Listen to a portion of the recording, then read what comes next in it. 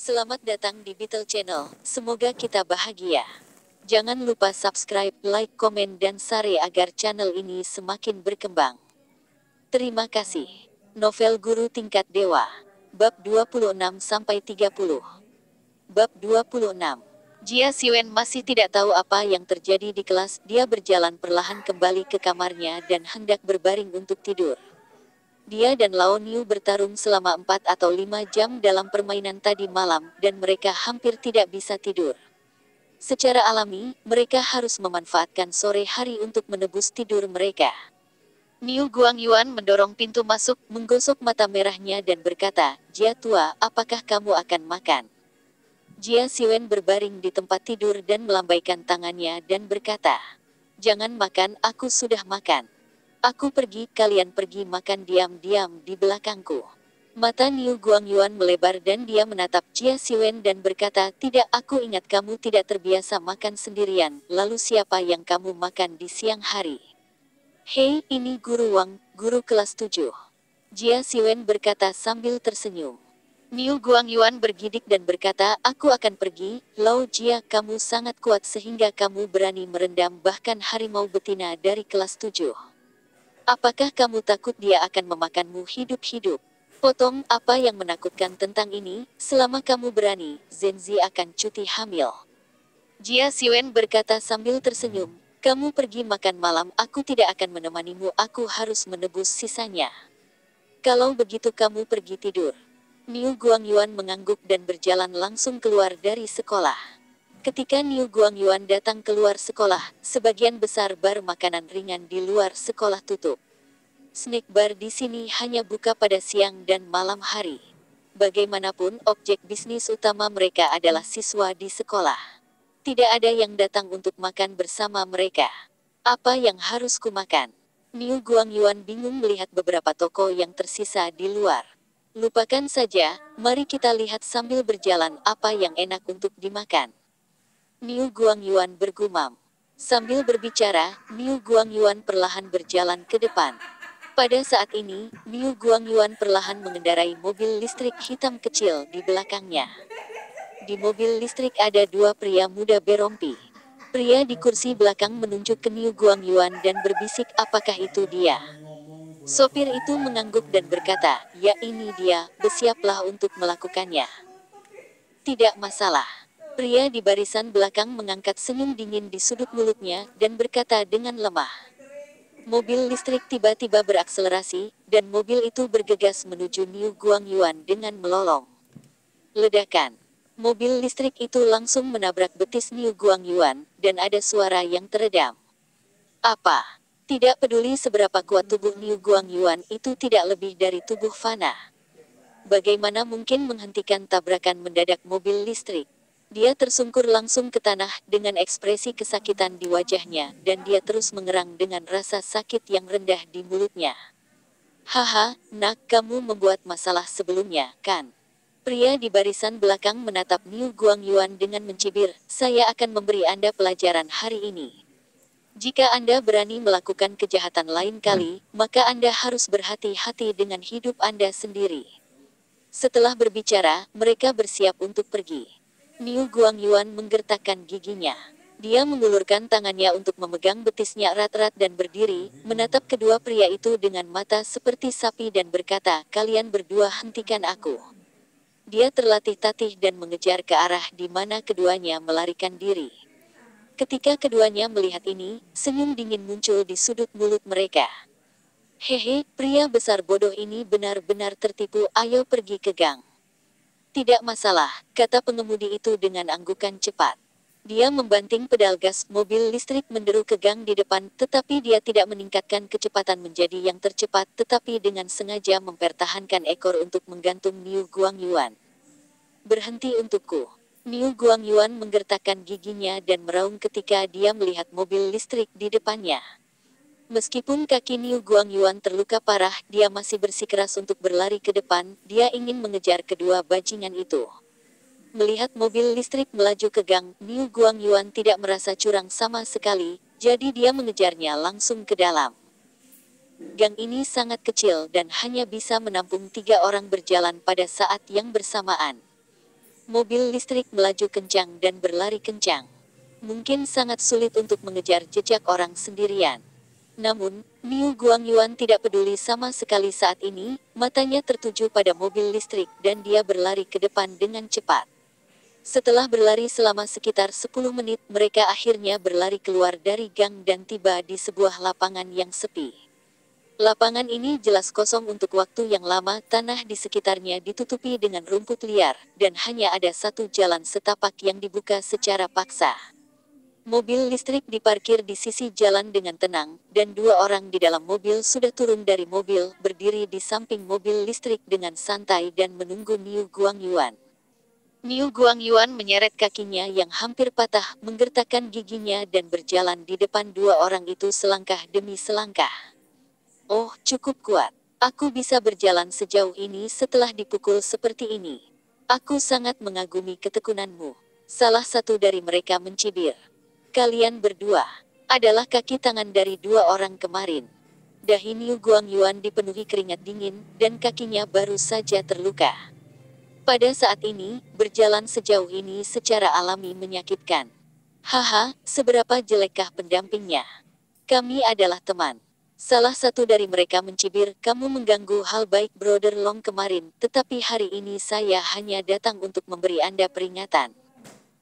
Bahkan jika kakiku terluka, kalian berdua bukan lawanku. Liu Guangyuan mengepalkan tinjunya dan menggertakkan giginya. Liu Guangyuan pernah belajar sanda saat masih kuliah. Meskipun dia tidak bisa mengatakan seberapa mahir, tetapi teknik yang dia bagikan dan fisiknya yang tinggi dapat menangani 2 atau 3 orang.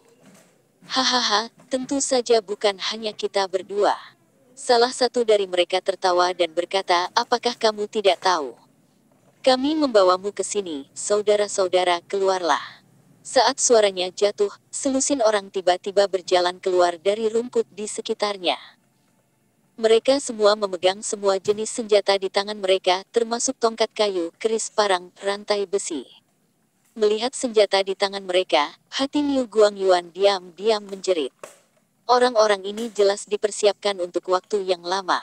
Mereka sekarang bertarung sendirian dan telah jatuh ke dalam pengepungan. Terlebih lagi, dia memiliki kaki dan kaki yang buruk dan sulit untuk melangkah apalagi melarikan diri. Hahaha, sekarang kamu berlutut dan memohon belas kasihan, mungkin kami bisa melepaskanmu.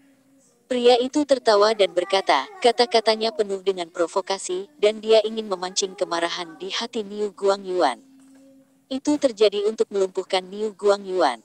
Mereka sudah menyelidiki lahan pertanian yang ditinggalkan ini.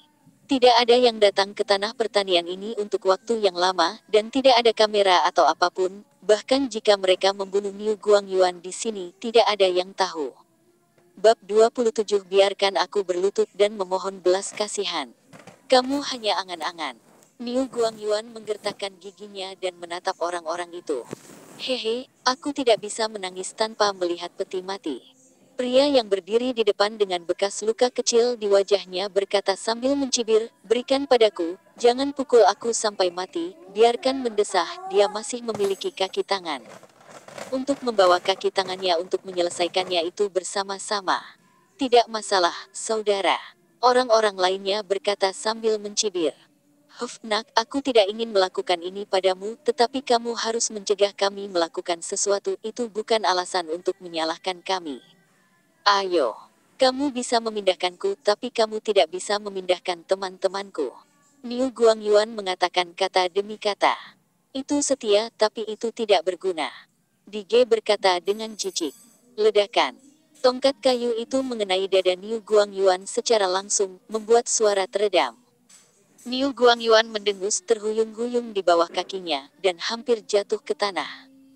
Keluar dariku. Liu Guangyuan mengeluarkan raungan marah, dan melihatnya meraih tongkat itu, telapak tangannya dengan kuat menggenggam tongkat itu, mencoba menarik tongkat itu ke bawah. Oh, beranikah kamu melawan? Benar-benar tahu bagaimana hidup dan mati. Seorang pria kurus mengambil tongkat kayu dan dengan cepat melangkah maju, dan membanting tongkat langsung ke tempat di mana betis Liu Guangyuan terluka. Apa? Liu Guangyuan menjerit kesakitan, dan tubuhnya terbanting keras ke tanah. Dia merasa kakinya akan patah, dan dia lumpuh di tanah tanpa bergerak. Sekarang adalah kemewahan untuk ingin melarikan diri. Hehe, bukankah itu cukup mampu kemarin? Niu Guangyuan mengangkat kepalanya keras untuk melihat Brother Di, matanya penuh kebencian. Hei, berani melihat kakak Di seperti ini, mencari kematian. Seorang adik laki-laki mengangkat belati dan mencoba menancapkannya ke kaki Niu Guangyuan. Tunggu Yang Zi, singkirkan belati itu untukku. Dige berkata dengan tidak puas. Ya, Dige. Adik laki-laki bernama Yang Zi tersenyum dan menyingkirkan belati. Dia tidak berani menantang Dige. Metode Dige untuk membersihkan anak buahnya sangat kejam. Apa yang kamu lakukan jika kamu membunuhnya dengan pisau? Tidak ada otak. Dige menatap Yang Zi dengan sengit dan berkata, biarkan aku menguncinya dulu, dan gunakan ponselnya untuk memberitahu teman-temannya. Biarkan dia datang ke sini dengan cepat, jika aku tidak melihatnya selama 1 jam orang ini akan mati. Ya, Dige, kamu istirahat dulu, benda kecil ini membungkus kita. Yang Zi berkata, menepuk dadanya. Ya, Dige mengangguk berbalik dan berjalan menuju rumput di belakang. Begitu Dige pergi, sanjungan di wajah Yang Zi menghilang seketika, digantikan oleh ekspresi bangga melihat semua orang di sekitarnya, tetapi tidak ada yang berani mengatakan apapun. Bagaimanapun, Yang Zi memiliki hubungan yang lebih baik dengan Dige. Jika mereka berani menyentuh Yang Zi, mereka harus memikirkan Dige di belakang Yang Zi. Monyet, jenggot kalian berdua menyeretku ke ruang bawah tanah dan mengikatnya, jangan biarkan dia keluar, kau dengar? Yang Zi memerintahkan orang-orang ini seperti Raja Gunung. Bawahan itu tidak berani berbicara terlalu banyak, mereka hanya bisa mengikuti mereka satu persatu. Niu Guangyuan dikurung di sebuah ruangan hitam kecil yang bobrok dan tangannya diikat erat dengan tali. Benang setebal 2000 jari bukanlah sesuatu yang bisa dilepaskan oleh orang biasa. Beberapa lainnya mengambil ponsel Niu Guangyuan dan bersiap untuk menelepon Jia Siwen. Jia Siwen, yang sedang tidur, tiba-tiba terbangun oleh dering ponselnya. Sial, siapa? Tidak ada yang mengganggu mimpiku. Jia Siwen duduk dengan tidak sabar dan hendak menutup telepon secara langsung, hanya untuk menemukan bahwa catatan di telepon itu adalah Niu Guangyuan. Lao Niu, apakah dia tidak pergi makan? Mengapa dia menelepon saya? Apakah karena uangnya tidak cukup? Jia Siwen bergumam. Jia Siwen menekan tombol jawab dan bertanya, hei, sapi tua, ada apa? Aku masih tidur, panggil saja aku, kamu harus kehilangan uang. Hehe, apakah kamu temannya? Suara aneh dan mendung datang dari ujung telepon yang lain, membuat Jia Siwen sadar dalam sekejap. Siapa kamu? Wajah Jia Siwen sedikit berubah dan bertanya dengan dingin. Haha, tidak peduli siapa aku hanya orang yang menyampaikan pesan. Aku memberitahumu, temanmu berada di ladang tandus yang ditinggalkan di belakang sekolah menengah No. 1 Nanceng, jika kamu tidak menginginkannya mati, cepat kemari. Orang itu dingin untuk mengatakan, siapa kamu? Apa yang telah kamu lakukan pada sapi tua itu? Jia Siwen bertanya dengan penuh semangat. Haha, jangan tanya, datang saja dan lihat sendiri, tapi saya peringatkan, jangan coba-coba mencari seseorang dari Biro Keamanan, jika seseorang dari Biro Keamanan datang, dia akan mati. Orang itu mengancam dengan keras. Setelah berbicara, dia langsung menutup telepon. Jia Siwen memegang telepon, dan matanya menjadi suram. Dia memiliki saudara kandung yang sama dengan Niu Guangyuan, dan sekarang Niu Guangyuan dalam bahaya hidup, dia tidak bisa menjadi kura-kura. Hanya dalam beberapa menit, Jia Siwen telah selesai berkemas dan meninggalkan ruangan. Dia tidak begitu jelas tentang bidang yang ditinggalkan. Dia hanya bisa menonton sambil berjalan. Untungnya, pemilik bar makanan ringan di pintu tahu ladang yang ditinggalkan di belakang sekolah menengah No. 1 Nanceng. Di bawah bimbingan mereka, Jia Siwen datang dengan cepat. Di lapangan sepi di belakang sekolah menengah No. 1 Nanceng. Tidak ada seorang pun di lapangan sepi ini. Jia Siwen mengerutkan kening. Dia tahu bahwa pihak lain pasti tidak bercanda dengannya. Saat Jia Siwen berjalan maju selangkah demi selangkah, dia tiba-tiba menemukan beberapa orang bersembunyi di rumput di depannya. Di bawah penghalang rumput lebat, orang biasa tidak dapat melihat beberapa orang yang tersembunyi. Namun, Jia Siwen memiliki berkah mata wawasan, dan penyembunyian sederhana ini tidak ada artinya baginya. Keluar apa kemampuan untuk bersembunyi? Jia Siwen berkata dengan ringan, berdiri di tempat. Suara Jia Siwen jatuh, dan masih tidak ada gerakan di rumput di depannya. Jangan sembunyi, aku sedang menonton. Mata Jia Siwen berkedip mengejek, mengambil kerikil kecil di tanah, menjentikkan pergelangan tangannya, kerikil bersiul, dan memukulnya dengan ledakan di atas salah satu dari mereka. Aduh! Pria itu menjerit kesakitan, berdiri, menatap Jia Siwen dan berkata, brengsek, apakah kamu memiliki hati moral? Membuang barang-barang. Bab 28 Sial Idiot. Buka semuanya. Hati Yang Zi penuh dengan kemarahan, tetapi sekarang telah terungkap dan tidak ada gunanya menyembunyikannya.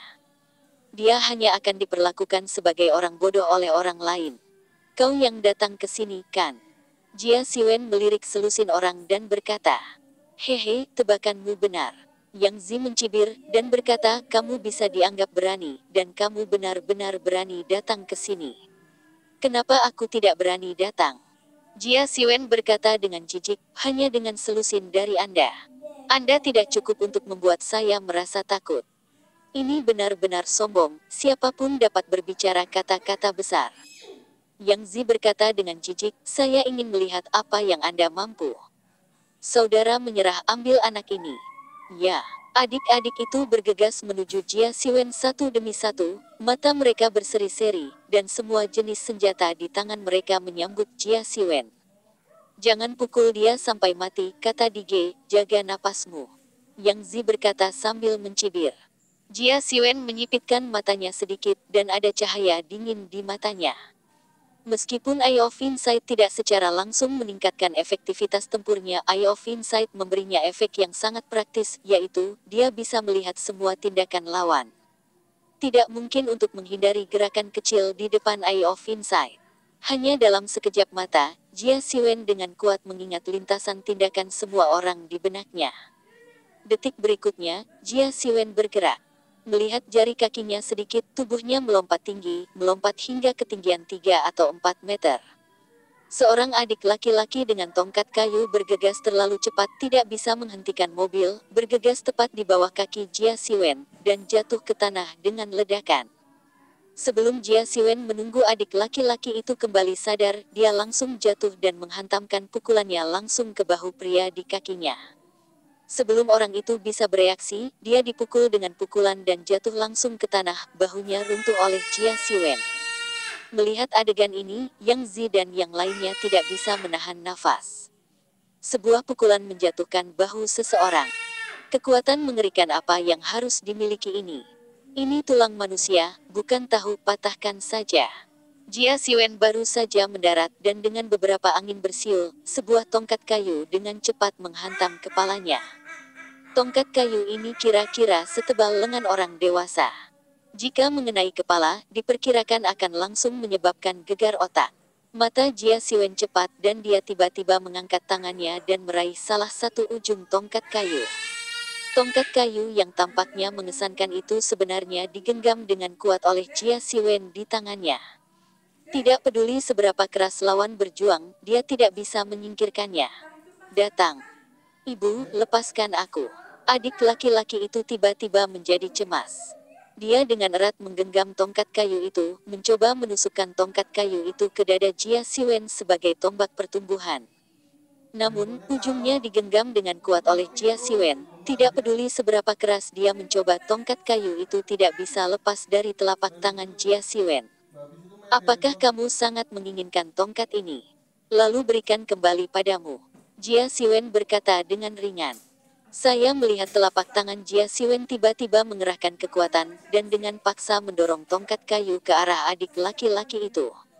Bagaimana kekuatan adik laki-laki itu dibandingkan dengan Jia Siwen? Dia tiba-tiba terkena tongkat kayu dan terbang keluar, membanting lurus ke rumput liar di samping, berjuang untuk berdiri. Jia Siwen memegang tongkat kayu dan melambaikannya di tangannya beberapa kali. Siapa giliran berikutnya? Jia Siwen memandang Yang Zi dan berkata dengan ringan. Melihat Jia Siwen, semua orang mundur selangkah karena takut yang berikutnya akan dinamai oleh Jia Siwen. Yang Zi terkejut dan marah, begitu banyak orangnya ditakuti oleh satu orang. Jika ini menyebar, mereka tidak akan bingung. Apa yang kamu takutkan? Berikan padaku. Tidak peduli seberapa kuat dia hanya satu orang. Apa yang ditakuti banyak dari kita? Yang Zi meraung marah. Mendengar apa yang dikatakan Yang Zi, ketakutan di hati adik-adik itu menghilang. Saya tidak tahu siapa yang berteriak, dan sekelompok adik laki-laki berkerumun dan bergegas menuju Jia Siwen satu demi satu. Jia Siwen mengangkat alisnya, dan berkata dengan nada menghina, apa gunanya lebih banyak orang? Benarkah lebih banyak semut bisa membunuh seekor gajah? Begitu suara itu jatuh, Jia Siwen mengepalkan tongkat kayu di tangannya, dan tongkat kayu itu tiba-tiba tersapu, menyapu lurus ke arah adik-adik yang bergegas. Adik-adik menyerang terlalu cepat dan tidak bisa menghindari mereka. Mereka disapu langsung oleh tongkat kayu dan mengenai tubuh mereka. Mereka dipukuli satu demi satu, dan mereka semua jatuh ke tanah. Persetan. Yang Zi tercengang, dia menatap adik laki-laki yang terbaring di lantai dengan ekspresi tidak percaya. Hanya dengan tongkat, begitu banyak adik laki-laki semuanya telah jatuh ke tanah, bisakah ini dilakukan oleh manusia? Kamu adalah satu-satunya yang tersisa. Jia Siwen memandang Yang Zi dan berkata dengan ringan, apakah kamu datang sendiri? Atau haruskah aku membantumu? Kamu, jangan terlalu sombong.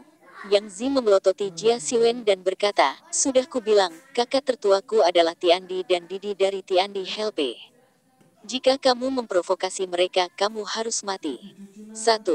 Bantuan apa? Aku belum pernah mendengarnya. Jia Siwen menggelengkan kepalanya dan berkata. Yang Zi tiba-tiba tersedak. Dia awalnya ingin mengandalkan surga dan bumi untuk menakut-nakuti Jia Siwen. Siapa yang tahu bahwa Jia Siwen tidak takut sama sekali? Ayo kita bicara, di mana temanku? Jia Siwen menatap Yang Zi dan berkata dengan dingin, aku bisa memberimu waktu yang baik. Yang Zi berdiri dengan gemetar di tempat. Dia berpikir sejenak. Ketika dia hendak memberitahu Jia Siwen, sebuah suara dingin datang dari kejauhan. Siapa yang berani berlari liar di ladang tempat saya membantu?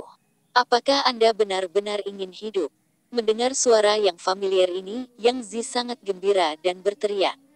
Saudara Di, ini aku.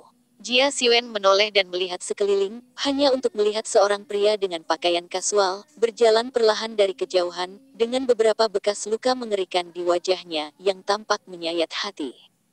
Pria ini adalah komandan kedua dari geng Tiandi, yang dikenal sebagai DG. Jia Siwen memandang DG, matanya menjadi waspada, dia menemukan bahwa setiap gerakan DG tampaknya telah dilatih secara profesional, sama sekali tidak seperti orang biasa. Saudara Di berjalan di depan Yang Zi, memelototi Yang Zi dan berkata ini benar-benar tidak berguna. Begitu banyak orang tidak dapat menyelesaikannya oleh satu orang. Yang Zi menundukkan kepalanya karena malu, dia tidak berani menatap langsung ke mata DG karena takut DG akan menyelesaikannya terlebih dahulu. Turun. DG terdiam sejenak dan berkata dengan dingin. Ya, saudara Di. Mendengar kata-kata saudara Di, Yang Ziru diberi amnesti, dan lari ke belakang karena takut saudara Di akan kembali mengganggunya. Bab 29 melihat Yang Zi melarikan diri, saudara Di mengalihkan pandangannya ke Jia Siwen dan berkata dengan lemah, nama saya Dadi Chen, dan mereka memanggil saya saudara Di. Kekuatan saya bagus, tetapi tergantung pada penampilan Anda, tampaknya Anda belum melakukannya. Belajar seni bela diri. Jia Siwen tersenyum dan berkata dengan acuh tak acuh. Hehe, saya belum pernah belajar seni bela diri apapun. Bagi saya, kekuatan absolut melampaui semua keterampilan. Ini benar-benar picik. Chen Dadi berkata dengan jijik, biarkan aku mengajarimu pentingnya keterampilan hari ini. Begitu dia selesai berbicara, Chen Dadi merobek pakaiannya hingga berkeping-keping, memperlihatkan tubuh bagian atas yang kuat dan kokoh, yang ditutupi dengan berbagai bekas luka. Melihat bekas luka yang mengejutkan, Jia Siwen mengerutkan kening, dan dia bisa merasakan bahwa Chen Dadi ini sangat sulit untuk dihadapi. Minum. Chen Dadi berteriak keras, kakinya tiba-tiba diinjak, dan tubuhnya bergegas keluar dan langsung memukul Jia Siwen dengan pukulan. Pukulan ini tampak biasa-biasa saja, tetapi Jia Siwen merasa bahwa angin tinju yang menderu datang ke arahnya bersama dengan tinjunya. Tidak baik. Jia Siwen terkejut. Kecepatan tembakan ini melampaui imajinasinya, membuatnya sedikit tidak bisa bereaksi. Ledakan. Jia Siwen tanpa sadar mengangkat tangannya untuk memblokirnya di depannya. Dengan suara teredam, dia merasakan sakit yang tajam di lengannya. Melihat ke atas, tinju Chen Dadi mengenai lengan Jia Siwen. Kekuatan tinju ini jauh melebihi imajinasi Jia Siwen. Jika tinju ini mengenainya secara langsung, konsekuensinya akan menjadi malapetaka. Datang. Jia Siwen mengeluarkan geraman rendah, telapak tangannya tiba-tiba menonjol, dan dia meraih pergelangan tangan Chen Dadi. Kekuatan menyembur keluar seperti air pasang, mencoba menahan pergelangan tangan Chen Dadi. Namun, tangan Chen Dadi yang lain tidak menganggur. Dia mengangkat tangannya yang lain dan menepuk Jia Siwen, mencoba menepuk telapak tangan Jia Siwen.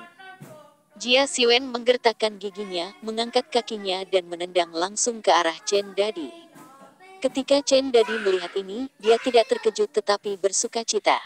Saat bertarung, saya sangat tabu terhadap ketidakstabilan di game berikutnya. Begitu ketidakstabilan game berikutnya direbut oleh lawan, akan sulit untuk melakukan comeback. Dan tendangan Jia Siwen memberi Chen Dadi kesempatan ini.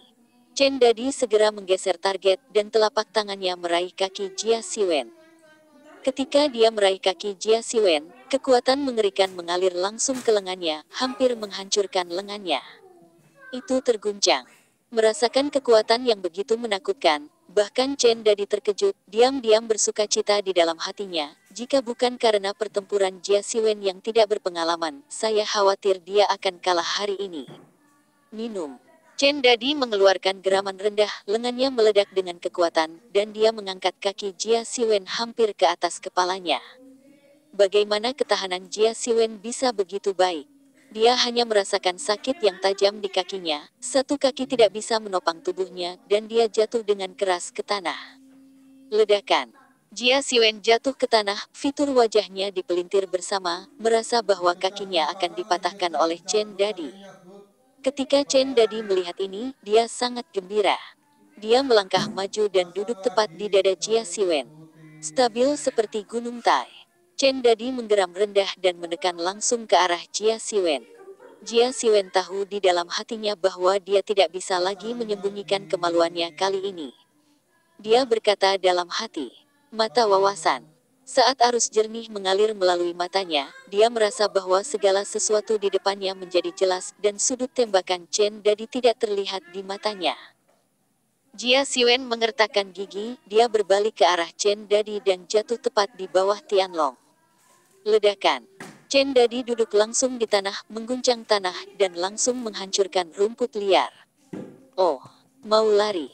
Melihat Jia Siwen, yang ditutupi oleh rumput liar di bawah Tianlong, sebuah ejekan muncul di mata Chen Dadi, bukankah itu sombong sekarang? Aku hanya ingin pergi sekarang, sudah terlambat. Ketika suara itu jatuh, tangan Chen Dadi terulur dan meraih kerah Jia Siwen. Kelinci menendang elang. Tepat ketika telapak tangan Chen Dadi hendak menjangkau ke lapangan, dia melihat sebuah kaki ditendang langsung seperti kilat dan sasarannya adalah telapak tangan Chen Dadi. Tendangan tiba-tiba dari kegelapan ini membuatnya terlambat bagi Chen Dadi untuk ingin bersembunyi. Retakan. Tendangan ini ada di telapak tangan Chen Dadi, dan kekuatan mengerikan itu berada di luar telapak tangannya. Dengan suara nyaring, tulang tangan dan tulang pergelangan tangan Chen Dadi semuanya patah oleh tendangan keras. Apa? Mulut Chen Dadi menjerit seperti babi, dia berlutut di tanah, menggenggam tangannya erat-erat dan gemetar. Telapak tangannya tiba-tiba patah, rasa sakit seperti ini, bahkan Chen Dadi, yang telah berlatih seni bela diri sejak kecil tidak tahan. Pergi ke neraka. Sesosok melompat keluar dari rumput dan sekali lagi mengenai kepala Chen Dadi. Chen Dadi dipukul dengan keras, matanya tertutup dan dia pingsan. Jia Siwen berdiri di sebelah Chen Dadi dan terengah-engah. Meskipun kekuatan dan kecepatannya telah diperkuat, tubuhnya masih sama dengan tubuh biasa yang asli. Pertarungan yang bisa berlangsung begitu lama sudah tidak mudah, dan jika terus berlanjut, Jia Siwen pasti yang pertama menghabiskan energinya dan jatuh ke tanah. Di kejauhan, Yang Zi memandang Chen Dadi dan Jia Siwen yang terbaring di tanah dan tidak bisa menahan napas. Chen Dadi hampir tak terkalahkan di hatinya, menghancurkan pohon besar dengan pukulan. Ini bukan serial TV atau film, ini yang dia lihat dengan matanya sendiri. Dan tuan yang menakutkan seperti itu sebenarnya dikalahkan oleh Jia Siwen. Yang Zi tidak punya niat untuk bertarung di dalam hatinya. Jika dia bertarung dengan Jia Siwen lagi, bukankah itu kematian? Mungkin Jia Siwen bisa mematahkan tulangnya dengan pukulan.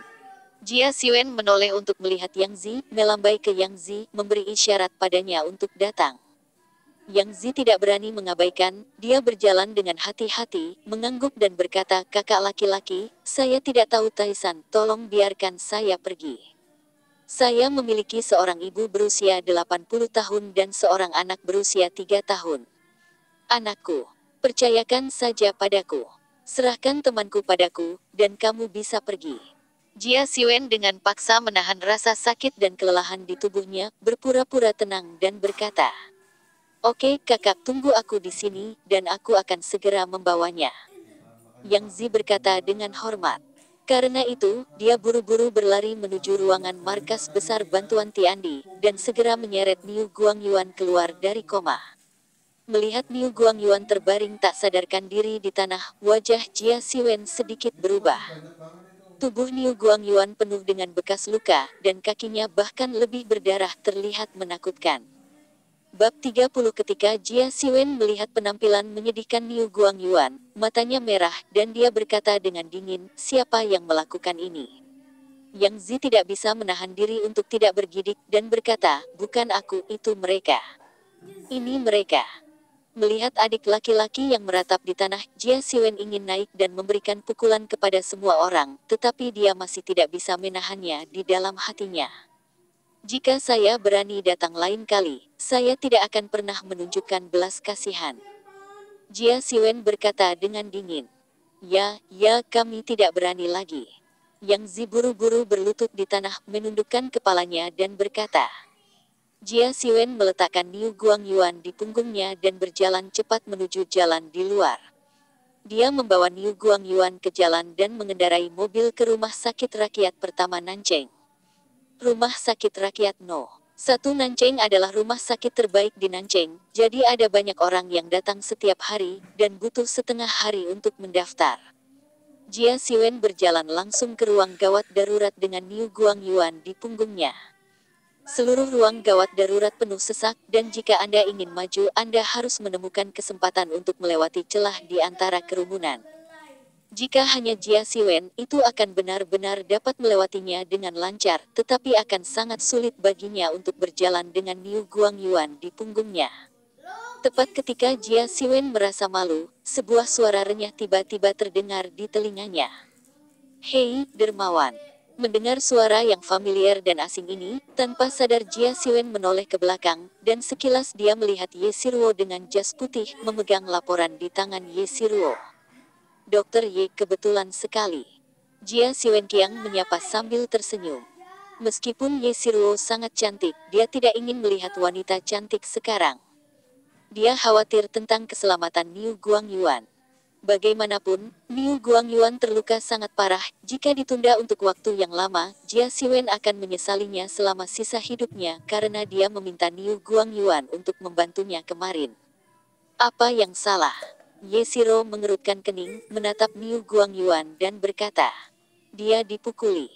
Jia Siwen berkata dengan getir, cederanya sangat serius. "Ah, saya dipukuli. Ada apa?" Ye Siluo terkejut dan bertanya dengan tergesa-gesa. Karena kejadian kemarin orang-orang yang menemukan pembantu kembali hari ini. Lao Niu pergi makan sendirian dan ditangkap oleh mereka. Wajah Jia Siwen agak dingin, dia mengepalkan tinjunya, matanya akan menyemburkan api ke atas. Hatinya penuh dengan menyalahkan diri sendiri. Jika bukan karena dirinya sendiri, Niu Guangyuan tidak akan menderita bencana yang tidak masuk akal ini. Tetapi sekarang dia bahkan tidak memiliki kesempatan untuk mencari perawatan medis untuk Niu Guangyuan.